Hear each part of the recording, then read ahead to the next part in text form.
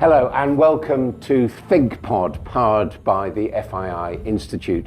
For more than 30 years, I led Sky News' coverage of global events, holding to account the politicians and change makers shaping the world of today. In this series, filmed at the 6th Future Investment Initiative in Riyadh, Saudi Arabia, I've got the opportunity to question those shaping the future. At this inflection point in our history, how can we ensure that the future is one of prosperity and opportunity for all?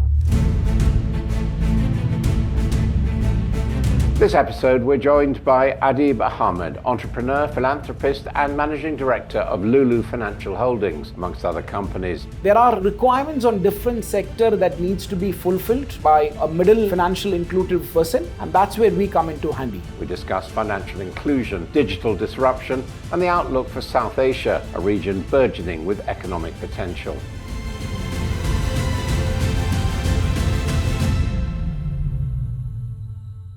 Mr. Ahmed, thank you very much indeed for joining us here on ThinkPod. Could I start by asking you to introduce yourself? Thank you for having me here. My name is Adeeb Ahamed. I'm the managing director of Lulu Financial Holdings. We are an international financial fintech investment company based out of Abu Dhabi with presence in over 10 odd countries. And what was the idea behind Lulu Financial Holdings? The financial holdings is part of the larger hypermarket group, which has been spread over the last 4 decades in the entire MENA, Indian subcontinent and the Far Eastern country, where the core business for them is the hypermarket. I think in mid-2000s, they decided to understand how would we create a financial inclusion model for all the consumers that has been served on the hypermarket leg, and that's when we came up with the idea of wanting to start the Lulu Financial Holdings. Started in 2009 in Abu Dhabi, spread it across. Today we have around 260 odd physical customer engagement centers spread across 10 odd countries. We are present in everywhere in GCC barring Saudi Arabia. We are in Indian subcontinent in India and Bangladesh. And in the Asia Pacific, we are present in Philippines, Malaysia, Hong Kong and Singapore. Because, Lulu, the retail section is the biggest chain really in the region. Yes. So where did the idea come from to go into finance? Did you go to them and say, will you back me? And give No, me absolutely not. So there was a good study that was done, So on a career of a financial inclusion model for a hypermarket, it's the most synergized of the business, So if you take the likes of Sainsbury, Walmart, at some point of the time, they've all moved into the financial inclusion method. And we've thought that, what better brand to do a financial retailing than the Lulu brand, And that's why we decided to set up this company. There was X amount of clienteles that was serviced on a day-to-day on the retail side. They had a Y amount of financial requirement. And I thought that, why not? We'll be able to do that. But you yourself were already with Lulu at that point? No, so being part of the family, it was hard to convince them to move to this side. But I think so the idea sank at some point of time and, it was backed by our auditors at that point of time. And then we said, why not? Let's create a new business model of this. That's when I started to create this new division for the group. And today, how does what you're doing relate to the whole thing? Are you absolutely in charge? Yes. So we run as an independent vertical for the whole function as such. We don't work with the Lulu hypermarket side of the business. We consider this as a standalone segment, core tunneled vision on how do we get ourselves, So the whole vision is to move money from A to B in a very compliant manner and then start to service the segment as such, where the predominant of our business today is onto the cross-border payments. We've also entered into microfinance in India with the starting of the new NBFC, which is the Lulu FinServe. And then we are looking at more areas where we could be present inside. You've used the phrase financial inclusion. Yes. So that, in a sense, was the mission, was it, to bring in small businesses and people who perhaps didn't have access to financing? Absolutely. So in the early 2009, the market was not so structured in this side of the world. I remember when we started our first program with the Central Bank of UAE, where we did the wage protection system program, which was nothing but a payroll management for the unbanked sector as such, Today, that program stands as one of the major success in this part of the region, where it has been enacted in different countries as well, And that program really helped those unbanked customers to have a plastic with them, and they were able to get into the financial model of inclusion down there, And this also serves the UN model of financial inclusions, where most of other countries that we operate in are signed up onto. And how many people are we talking about when you talk about the unbanked? What sort of proportion of So the population? we do a little over 14 million transactions on an annual basis, moving a little over 9.6 billion US dollars every year. That means that we have a little over 1 million customers who's transacting with us, who has been bought into this financial inclusion model. So the first side was getting them moving away from the non-legal channel of hawala into a more secure channel of a cross-border remittance, and then helping them on the other side to see how these monies are utilized in a more transparent manner. So what do you mean by hawala?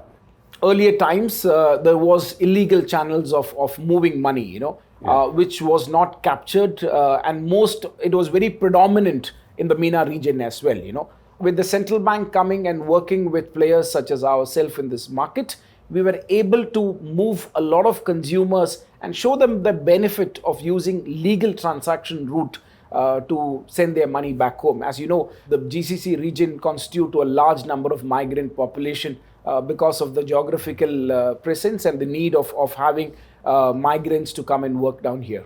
Was there additional complication given Islamic teaching on? Absolutely not so much. I think a financial teaching was not there, So people did not understand. But interest is regarded as usury technically, for example, and obviously that's vital to a financial system. Yeah, so that financial teaching was not existing with a lot of people. Banks were not interested to go down into the blue collar workers space, so they were not bothered about getting them into a financial teaching and showing them the right path.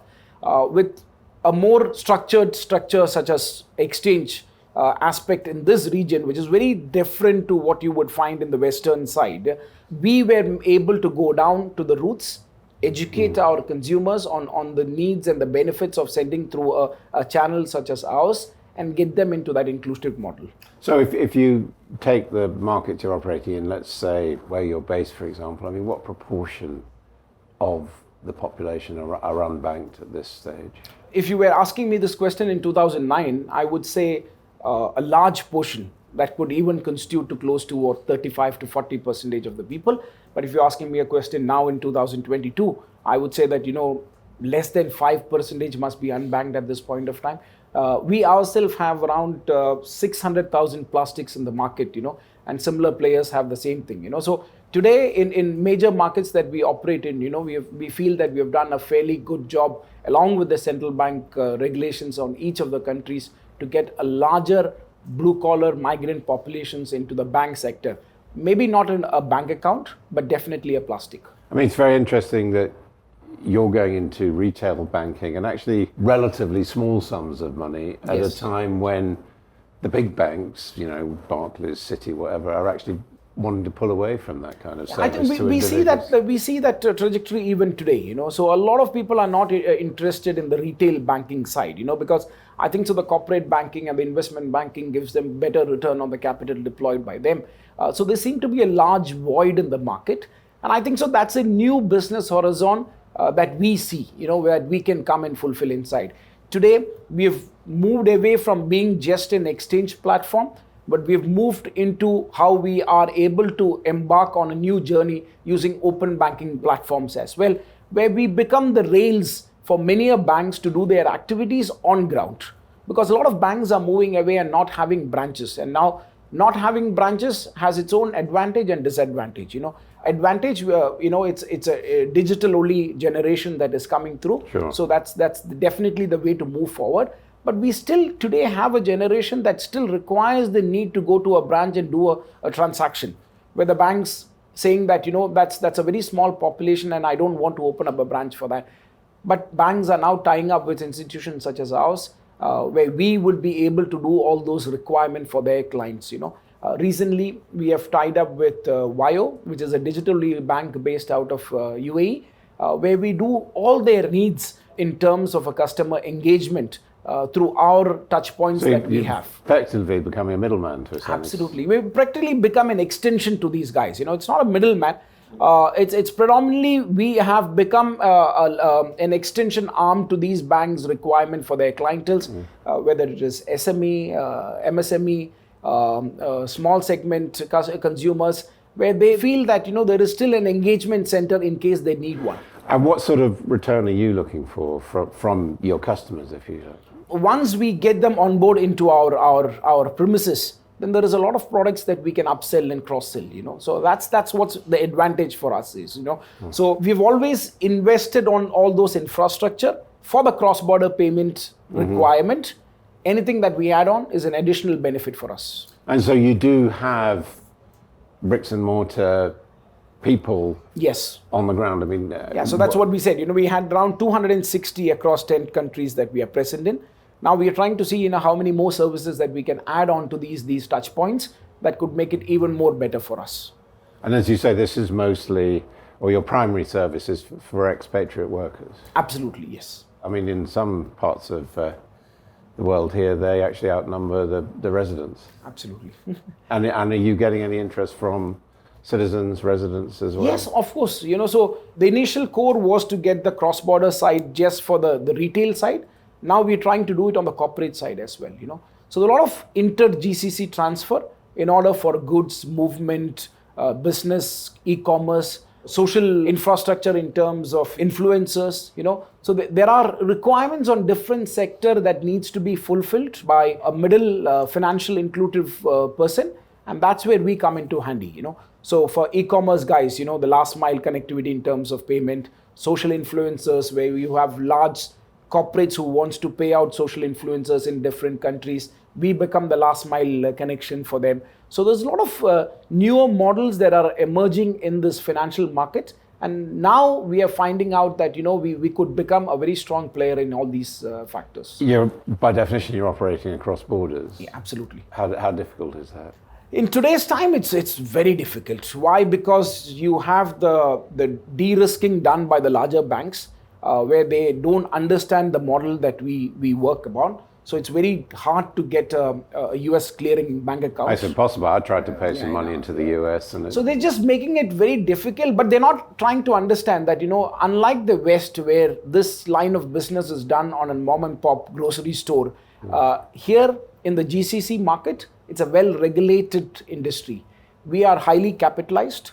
I think so in most of the markets that we work, we capitalized about $50 million, $60 million on each of the licenses that we hold. So it's a very serious industry.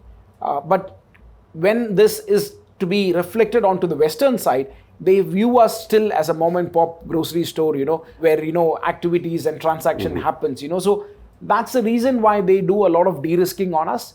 But it takes a lot of lobbying, it takes a lot of going and convincing the banks on the other side to say that, see guys, we are highly regulated here, we have checks and balances put in place. Our compliance is a stronger compliance and sometimes outdoes what banks have in today's time, And then they really start to take us seriously and then they come and say, okay, now we understand what you're doing on this side. So it requires, and events such as this one also gives us that kind of medium to go and, have communication with large international banks and say, we are a very essential part of today's financial inclusion. So, do not de-risk us. So, I mean, if you are, say, an expatriate worker, a migrant worker in, let's say, Abu Dhabi from the Philippines or Pakistan. Yes.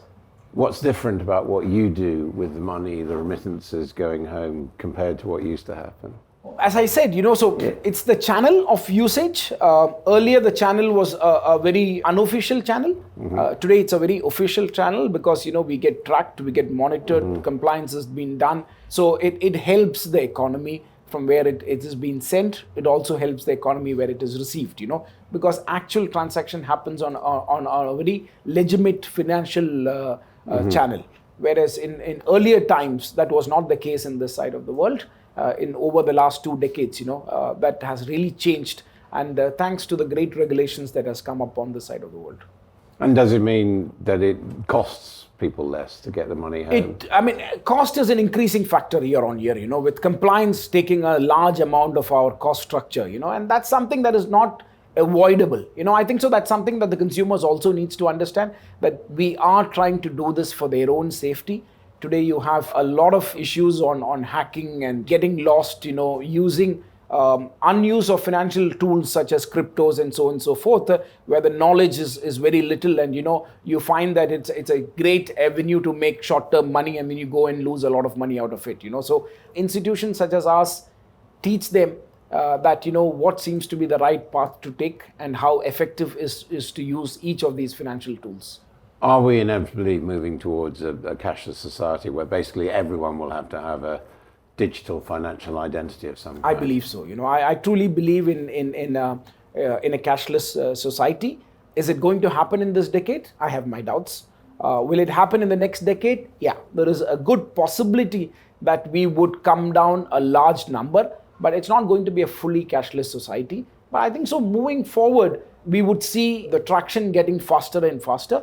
The prime example is Saudi Arabia, pre-COVID times, I think so it was a 95% cash economy. And today, if you look at it, it must be 80% cashless economy.